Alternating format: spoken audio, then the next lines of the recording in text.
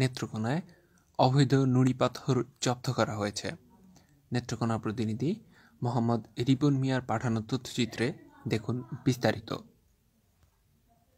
নেত্রকোনা জেলার কমলাকান্ত উপজেলার রংছাতি ইউনিয়নে সীমান্তে মহানদী নদী থেকে জব্দকৃত 1,98,000 ঘনফুট নুড়ি পাথর জব্দ করা হয়েছিল।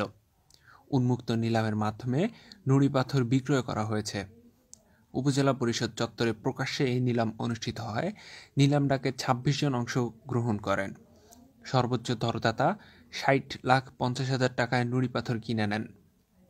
নিলামে উপস্থিত ছিলেন উপজেলা নির্বাহী কর্মকর্তা মোহাম্মদ সোহেল রানা, সহকারী কমিশনার ভূমি অমিত রায়, উপপরিচালক খনিজ সম্পদ মন্ত্রণালয় ব্যুরো মামুনুর রশিদ, কমলাকান্দা থানার ওসি মোহাম্মদ ATM মামুনুল হক।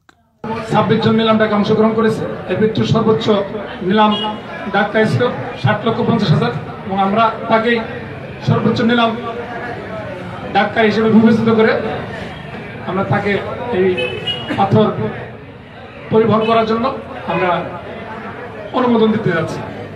ধন্যবাদ সবাইকে। News desk, BMF television.